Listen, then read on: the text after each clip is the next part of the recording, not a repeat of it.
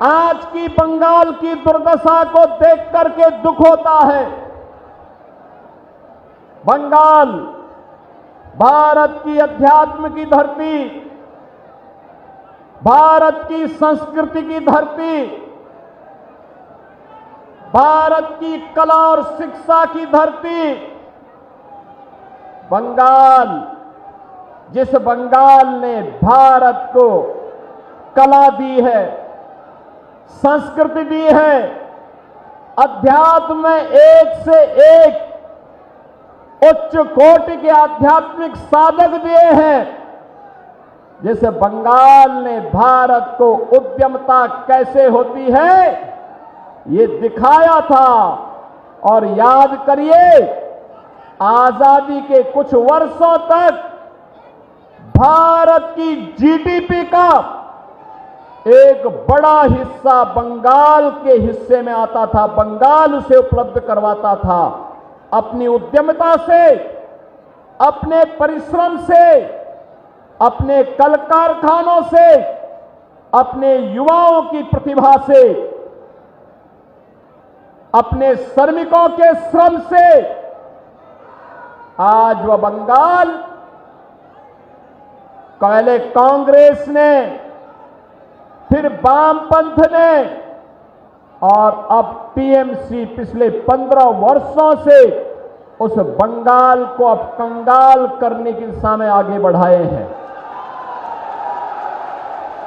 बहनों और भाइयों, याद करिए, कभी देश की आजादी के लिए इस बंगाल की धरती से खुदीराम बोस ने हंसते हंसते फांसी के फंदों को चुना था।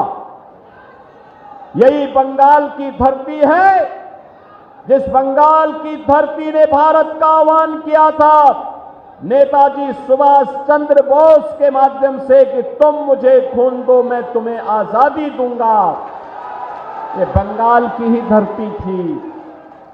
बहनों और भाइयों, बंगाल की धरती जिसने स्वामी विवेकानंद जैसा सन्यासी दिया, भारत का हर नागरिक, हर युवा जब भारत के अध्यात्म में जाने का प्रयास करता है, उसके सामने एक तस्वीर होती है, वह होती है स्वामी विवेकानंद की, रामकृष्ण परमहंस की। याद करिए, भारत के वैदिक ज्ञान की परंपरा को वैश्विक मंच तक पहुंचाने और भारतवासियों के मन में गर्व से कहो कि मैं हिंदू हूं, यह भाव पैदा करने का काम किसी सन्यासी ने किया था तो वह स्वामी विवेकानंद है। बहनों और भाइयों, ये बंगाल की धरती रामकृष्ण परमहंस की धरती है। ये बंगाल की धरती स्वामी विवेकानंद जी की धरती है।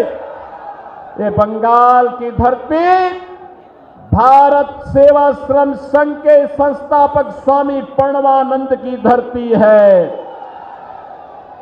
लेकिन भारत की संस्कृति की आत्मा कही जाने वाले भारत के राष्ट्रवाद की इस धरती को टीएमसी ने तुष्टीकरण की धरती बना करके रख दिया है, लूट खसोट की धरती तर्क बना के रख दिया है, अराजकता की धरती बना करके रख दिया है।